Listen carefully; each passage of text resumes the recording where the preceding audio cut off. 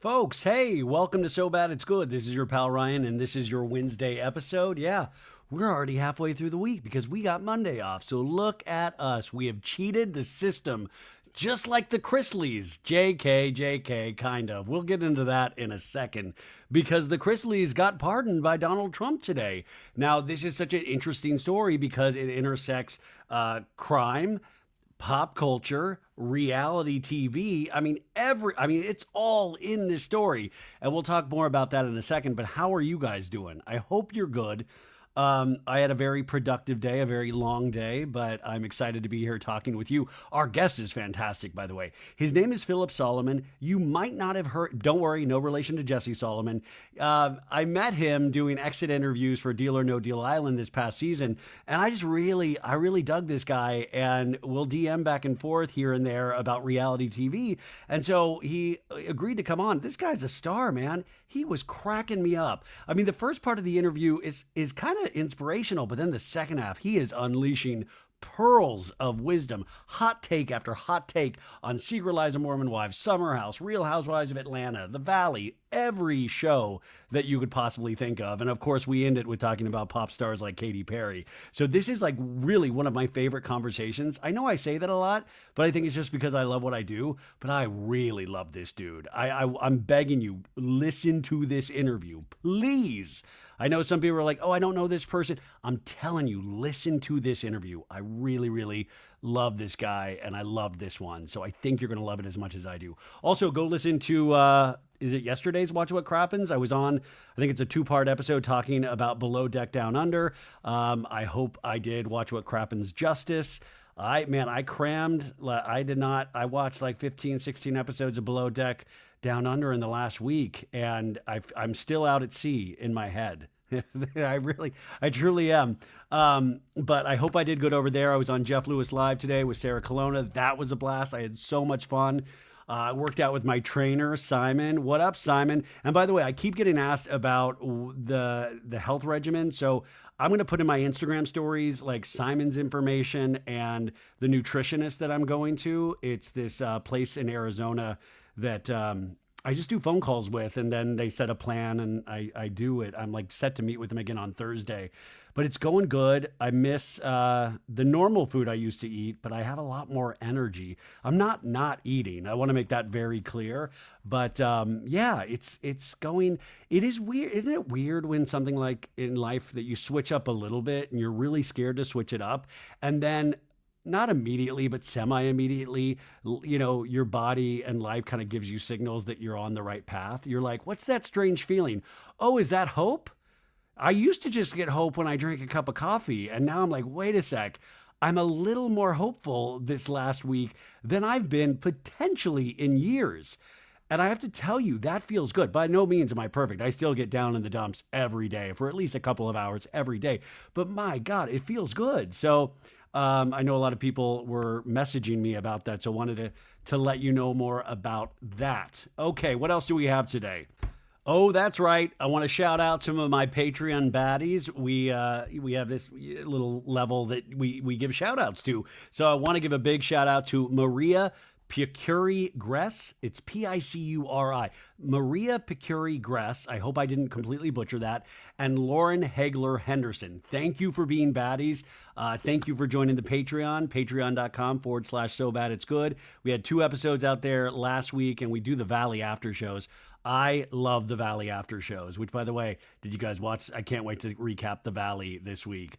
Blah, blah was back. Yeah, La was back, telling it how it is. I can't wait. I'm going to save it for the Valley because I have a lot of thoughts about the Valley. I think a lot about the Valley. I don't know about you, so I can't wait to talk about that for Thursday's episode. But thank you to Maria and Lauren. I truly, truly appreciate you. I mean, I appreciate all of you guys. Let's not kid ourselves. Also, I spent the night, busy day, but then I spent the night unwinding, if that's what you want to call it, with Bravo. I watched tonight's Summer House Reunion Part 1. And I have to say, like I keep saying it is a comfort show. I enjoyed it. I enjoyed the hell out of it. Now, I will say, Gabby, I think Gabby maybe speaks 2 times. Well, Gabby, like, maybe she'll, like, have a lot to say in the second part because it's primarily focused on like Wes and Sierra and Jesse and Lexi, obviously. But even the OGs like Carl, Kyle, Amanda, Lindsay, they would have throw in, but not like, I mean, Paige had a big segment, but overall, I still loved it. And we have next week, Imrul was there for part of it. We clear up a little bit more about Toegate, even though I'm still very suspicious. But we'll do a full recap of that on Friday. And then I finally watched, which comes out next week, Next Gen NYC on Bravo. And that's where a lot of the cast, you have Brooks Marks, Meredith. I am Seth Marks. This is my son, Brooks. He's got his own TV show called Next Gen NYC while I'm here in Canton, Ohio. No, it's Columbus, Ohio now, right? Yeah. Anyways, he like kind of leads the show. And then you have Gia, Teresa's daughter. You have Riley, Candy Burris's daughter. And you have, who am I blanking on right now? Brielle. You have Brielle, Kim Zolciak's daughter. She's in it as well, plus a bunch of new cast members. And it's, it's an interesting watch. It's like they're premiering it next week right against like Love Island USA. So I think that is a hard spot to launch in. But I appreciate Bravo trying to compete. But it is, I mean, it's in that kind of same age range. It's like mid to maybe early 20s. I think there's one guy that potentially is like 30 years old. I don't know. But it's a very, youth-filled show. And then on the opposite end of the spectrum, I finally watched this week's Love Hotel. And this Countess Luann, she had a little moment where she took a man back to the boudoir. Which, by the way, that's got to be like brushing your teeth if you're Countess Luann, like that is nothing. Like if that's like a daily occurrence potentially. She's a very sexual, sensual woman. But I'm still loving Love Hotel. What are you guys thinking about it? Do you like it? Okay, good. Now, since I've been moving my body more, which is just such a gross thing to say, I've been listening to a lot more audiobooks. I tend to stay away, like I've told you, like from podcasts because that's what I do, but I really love audiobooks. And I'll listen to Stern Still sometimes, or I'll catch up on Jeff Lewis shows to like make sure I'm in the know and prepared if I'm a guest on his show. But I've been listening to audiobooks, and Questlove, who is the drummer on The Roots, but he's so much more than that. He's, they're on the Tonight Show every night. But he's also this kind of amazing author on top of a great DJ and makes some of the most insane playlists. Some of the examples you can find on Spotify. But Questlove has this book I just finished today called Music is History. And it's just this really personal, insightful, and genre spanning look at American culture and politics through the lens of music. Now, I know that word America. No, I know that word politics really scares people, but it's not like deeply, deeply political, but it does kind of take us through the history of America in some ways and how music shaped it and vice versa. There were so many things that I took away from this, so I just want to give you a couple because it's kind of burning in my head since I finished the book. And he talked about how popular music isn't just entertainment. It's a historical document. And I think you can say the same thing of TV or film or arts in general. It's not just entertainment. It is a historical document. But each chapter of this book, it connects to a year in music, and it'll say key political and social events like 1971, you had the aftermath of the civil rights movement, or 1995, where there was a rise in mass incarceration. But listening critically to music or watching TV critically kind of reveals cultural anxieties, racial tensions, social movements. And I think that's a beautiful thing in a sense, is that shows that we watch, even funny shows, even things they are affected by the times. They are, as Prince said on that beautiful album, a sign of the times, right? He also talked about understanding history requires listening to the margins. So he always talked about, like, we always know like the hit songs, right? The big songs, but you've got to also pay attention to the lesser known songs. We used to call them B-sides. And mainstream charts do not always tell the whole story. You know, I mean, even think about your own lives. It's like, well, I'm not the king of the world or I'm da da da. That doesn't matter. That's not your story. Your story is just as important. It's not all charts. It's not all the money you make. Life is all so much more than that. But I thought that was such an important little, like, oh, yeah, listen beyond the hits. I'm still a person that will listen to an album from song one to the side A, side B. I have like a weird OCD thing about it. I can't just listen to one song. I got to listen to the whole album. And I think you learn a lot that way. He talked about his own musical taste, obviously, which was shaped by black culture. His parents' record collection, hip hop, punk, jazz, and he grew up in Philly, so Philadelphia radio. I mean, his parents were in a band. But he talked about this journey became a case study in how identity, race, and access shape what we hear and love. And I've talked about that concept so much in terms of being at the mercy of your parents' record collection. Now, I don't know for the younger set, like it's all streaming now. So like everybody has everything at their fingertips. That concept is so foreign to me because part of the beauty of music for me was discovering it. And it was hard to discover. You'd have a friend bring like a bootleg 2 Live Crew cassette. Yeah, I said cassette to elementary school, and you'd be passing it around like it was a piece of gold. You couldn't just get that. Streaming services weren't anywhere near, or you were at the mercy of your parents' CD collection. That's why I have a vast knowledge of Kenny G and Michael Bolton and the Eagles, right? I always just think that is so interesting how we discover music. But how we discover anything. And especially now when we have everything, how do we discover anything? Because if you have it all, you don't look for anything.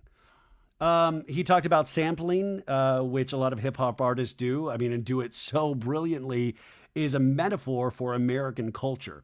So he talks a lot about sampling in like the hip hop world. And obviously it connects generations of black artists' musical innovation. And he sees it as a form of archiving, of storytelling, and, resistance as well. And sampling being that cultural memory. It is a way to honor the past, remix it for the present, and resist cultural erasure. Is that we all want our stories to be told. None of us want to be forgotten, no matter who we are, what ethnicity, what race. Nobody wants to be forgotten. And I love that we have these documents to teach us. And that's why, I've been really geeking out lately about going back into music from the 40s, the 50s, the 60s. And what will always surprise me is, I've been listening to a lot of hip hop lately. Or I've listened to a decent amount in my life. But you'll go back and then hear the song that they took the sample from. And I was like, all this time, I thought Kanye actually made that music, but he just literally, it was like all samples. And all offense to Kanye, by the way. He also talked about music, that it can teach empathy. Empathy is something that I have to remind myself to be empathetic every day. I think we all have to remind ourselves to be empathetic. But he said sharing his evolving interpretations of songs over time from childhood to now, that music can help us process grief, joy, rage, reconciliation, sadness, everything. It truly is what they say, the soundtrack to our lives. When my mom passed away, music, I don't know if I would say it helped me. It was just there with me. There was a Sufjan Stevens album called Carrie & Lowell that I listened to a lot when my mom passed. There was so many songs I listened to that would remind me of her. But I've done that my whole life. You have a breakup, you listen to your breakup playlist. Shout out, by the way, to that movie High Fidelity. John Cusack talks about a great playlist. That's the other thing. Is like we all need, like, vision boards are great, which I still have to make one. But man, we have to start making playlists again. We have to start passing around music, passing it to each other and say, oh, I hear a little bit of this. I love this right here, this bridge or this loop right here. I think there is something so beautiful in that because all of that music deepens the context of your own life, right? And I geek out about television, film, music because the more you know, or the more I know, about the song's era, the creators, the meaning, the more it can really open up your spirit, and you get to learn about your own experience through other people's experiences. And at the end of the day, I think it does help us understand ourselves better. Like, I'm not a good poet. Oh man, you should see some of my sixth grade poetry. Like, I thought I was trying to be deep. Deep down, I knew I couldn't. I just didn't have the words. And so sometimes you'll listen to a song and you'll be like, "Oh, they're expressing exactly how I want. How, I know what this is. I know what this is." Um, and he also talked about music curation being like this really ultimate skill to achieve. He's talking about his own DJing and playlist making, and how building kind of this really thought out playlist is a creative and intellectual act. So it's a form of storytelling and education. And I know that's another dirty word, education. But what we're doing right now, this is education. Like, I'm not educating you, but we're opening our minds to something else, or getting ourselves excited about digging through record crates, which I just mean Spotify on your phone. And the other thing he said, which I loved, is that you can't understand history until it's history. And I know that's your like, duh, but think about that, right? We cannot see the meaning of any cultural moment until so much later. Perspective is everything. And so we will have like hot, white, blinding rage and anger about something. I have it happen to me every day. I was initially very angry about the Chrisley's pardon. We'll talk about that in a second. But you do not really understand the weight of things until years later. We do not understand a historical moment until it's past. So he says with music, it gives us this time capsule. It's a way to revisit the moment, feel it again, and actually learn from it.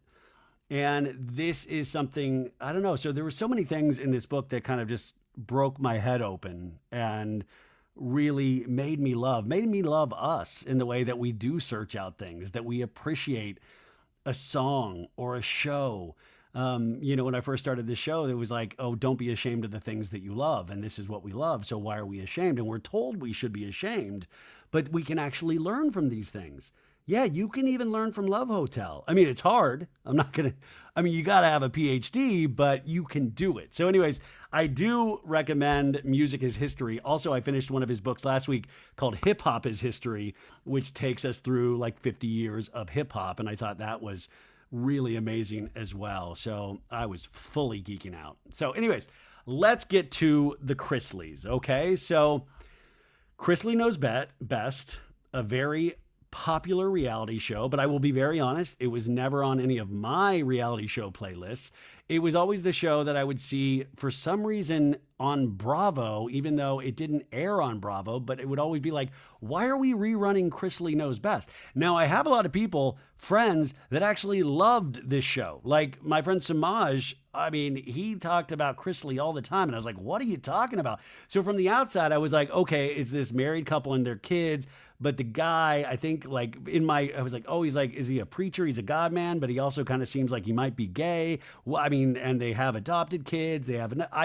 This is just from an outsider's perspective. And I knew their daughter went on Special Forces like 2 years ago, that season with Tom Sandoval and JoJo Siwa. That's another cultural, historical moment. So they did this Chrisley Knows Best reality show, but they were found guilty of conspiring to defraud community banks. Let's get this clear, community banks, out of more than $30 million in fraudulent loans and committing tax evasion. So Todd was sentenced to 12 years in prison, and Julie received a 7-year sentence, and they began serving these sentences in January of 2023. Now, today, like I said, Donald Trump granted a full and unconditional pardons for both. So I don't know if they're out tomorrow, which, by the way, okay, you got a pardon, but what I want to get, they have the mugshot. I think they need the release mugshot. Like, I want to see what Todd Chrisley looks like now. Like, how the Botox falls, where it's settled to, where is it morphed to in the face? Is it all gray hair? Like, they need to give the public an after mugshot, especially for anybody that's been on reality television. So some people had said this was a very harsh prison sentence, right? 12 years and 7 years. And I believe they obviously have to do restitution, just like Jen Shah, which, by the way, Jen Shah has to be in prison right now going, whoa, the Chrisleys? Am I next? Which we're going to get to Tiger King in a second. Don't worry. But Jen Shah must be like, I've always leaned Republican. So they have to make the restitution still. But at this point, I get conflicted, right? Because obviously this family means something to a certain segment of the population. Also, their daughter, Savannah Chrisley, really has gone so hard for the release of her parents. She actually spoke at the Republican convention last year. And, I mean, she's been doing all of the things to try to, I don't know, what's the word, suck up to Donald Trump. And I think he likes those things. And I think these pardons, and I will say, Democrat and Republican, they're always done for some like weird favors. There's always shenanigans, not Sheena's podcast, but just normal shenanigans involved in the pardoning process. Through the history of time, there's only been a few where people are like, yeah, no, totally right. No, I mean, it seems like there's always weird money being exchanged, not directly, but indirectly. And, oh, it's a favor. It's a golf buddy. The goal obviously for them is to get free. So who gives a rip what anybody else thinks? What will be interesting is to see, will they be back on reality television?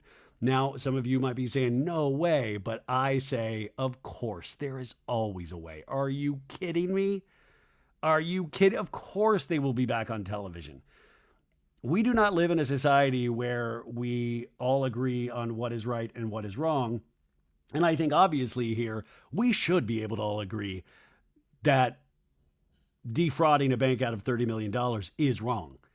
I think that's where we might get mixed up. If we could not agree on that, yeah, there's obviously bigger problems at play for all of us. But that's pretty, you do get a prison sentence. They obviously were trying to make a lesson out of them, but now that lesson is completely foiled because they've gotten pardoned. So what I'm telling everybody out there and any reality show stars listening to this show right now is start sucking up to the president. Just do it in advance. If you are currently stealing money in any way, shape, or form, suck up to the president now. Suck up to who you think the future president might be. Listen, because you committed a crime, and the only way crimes are okay is if you get that pardon. And I don't know really what lesson that teaches us, right? So Savannah Chrisley, their daughter, took a phone call from Donald Trump. This was broadcast live. You can see this clip. And Trump expressed his belief that the couple had received harsh treatment. That's my Trump. Harsh. I don't even do a Trump. Harsh treatment, and stated, your parents are going to be free and clean. They're going to get the most beautiful shower with bubbles. They're going to be clean of all that prison. Sometimes, if it wasn't so horrific in certain things, because I disagree with so many of his policies, the way he uses the English language, your parents are going to be free and clean. And he also and it's going to be the biggest and the most beautiful. It's always like a carnival barker, it's like, your parents are going to be free and clean and bigger and beautiful. It's always, there's about 300 words that he just interchanges at any given time. He, in some ways, is the best and worst improvisational artist of all times, because it works to half of the country, and the other half is like, whoa, this is weirdly painful. And yes, I will totally agree. Joe Biden, so old, and obviously a lot of issues there, but I'm not talking about that right now. I'm talking about this. I mean, come on, even if you support Donald Trump, you have to laugh. Did you see the speech he gave at the West Point? Was it West Point graduation ceremony to the cadets? And it was, he told a story about his rich friend that had a bunch of trophy wives. And it was like this long rambling story where I was even like, come on, man, bring it home, dude. You can do it. And it was just this long rambling story. He's like, he got bored. He got bored and he could never get it back. He could never get the magic back. And that's why I'm telling you this here. I was so confused. You've got to check out this story. Anyways, Savannah Chrisley has, I guess, if you look at it from a familial standpoint, she did her job as a daughter. I guess you would want a Savannah Chrisley in your corner when we all go to jail, but my God. The Chrisley's attorney, Alex Little, welcomed the pardons, stating they corrected a deep injustice. No, I mean, they didn't correct any injustice. I mean, we're not even talking about a shallow injustice. No, it didn't correct any. It just let them get out of prison. Like, they did the crime and restored the couple to their family and community. Yes, it did restore them to their family. Obviously, this will spark discussions and, the use of presidential clemency powers, but it is hot air. It is wasted air to talk about this because clemency, pardons, they're going to go on until the end of the world. And it's always going to be some troubling person that has done some horrific thing. And usually it's mainly financial, but I think we might spice it up a little bit. So they are going to be released from prison imminently, the article says. And they're already speculating about their return to television. Now, if this upset you, I talked about this. I think I tweeted about, I'm not really on Twitter anymore, but I think maybe threaded, who knows?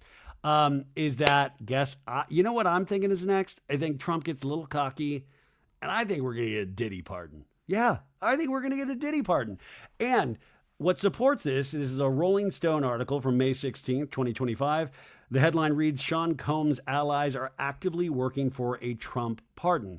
Longtime Combs associates have spent months cozying up to Trump officials to lay groundwork for clemency pleas. Now, also, if you go online, you can look up, Trump and Diddy know each other. He was not at any freak-offs, but they ran in that kind of New York literati scene. So during the presidential transition and in the opening months of Trump's second administration, several longtime friends and allies of Combs who've known the rapper for many years began reaching out to some Trump transition and administration officials, as well as to others close to the president. Two sources familiar with the matter and another person briefed on it tell Rolling Stone. They spoke on condition of anonymity. He's willing to do anything to get out of jail. A source tells Rolling Stone, he's always been this way. He's always going to do what he has to do to get out of a situation. He doesn't even like Donald Trump, they add. Let's hope Trump doesn't have a subscription to Rolling Stone. So they're saying they are laying the groundwork for this possibility. And you just never know, right? Like we say, that could never happen in a million years. But look how many things we've said that about in the last 5 years. And look what's happened. For the love of God, we were in quarantine for years. Anything can happen. Prepare yourself and, listen to a playlist, relax, breathe. But I just, nothing truly surprises me, even though this did. I got the alert on my phone and I was like, whoa, I did not think the Chrisleys would get released but then when I'm saying it out loud, I'm like, yeah, it makes complete and total sense. Also, if you get uncomfortable with me talking about politics, it's okay, you guys. We can do this.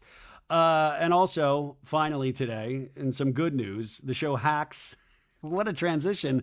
HBO Max's Hacks, which ends its fourth season this Thursday, has been picked up for a fifth season. So if you love the TV show Hacks, I find it very funny. You get a fifth season of Hacks. I'm waiting for a third season pickup of The Rehearsal with Nathan Fielder, but who knows, man? That is such a subculture show.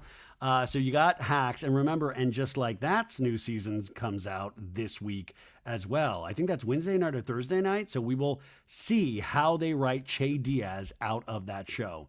Oh, wait, actually, one last thing.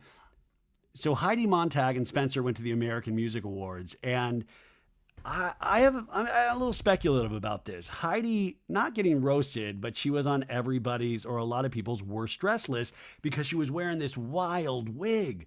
It was like a straight mop on the hair, and it's like a severe wig. And Heidi, a beautiful woman, her new album Heidi Wood comes out this Friday. And I will say I saw it so much that I have this theory, because I do think Spencer thinks as an advertiser, like he's so brilliant at it, right? Is that part of me thinks they wore that wig on purpose. Because in some ways, I heard people talking about Heidi Montag more than I heard people talking about Jennifer Lopez. And I thought that was very interesting. And it goes to what we've been saying recently, is that any press is good press. It used to be you want good press, but nowadays, bad press is still press. Bad press still gets you out there. People are still talking about you. People are looking you up, giving you clicks, all of this stuff. It's an interesting new wrinkle in the ball game over these last 15 years. And I think the Kardashians ushered in that era in big ways. But to me, something in me tells me, was this part of an overall plan? I don't know. That is the only conspiracy theory that I like to talk about. So let's get to our guest today. Woo, I didn't plan to go that long, but that's so bad it's good, right? So anyways, you're going to love this guy. I'm telling you, hang in this entire interview. I love this dude. I want him on again. Like I was like, oh, I got to make this guy a regular. So here he is. You might know him from Deal or Deal No Island season 2, but you might be meeting him for the first time. He's awesome. Philip Solomon. Here we go. Have a great Wednesday.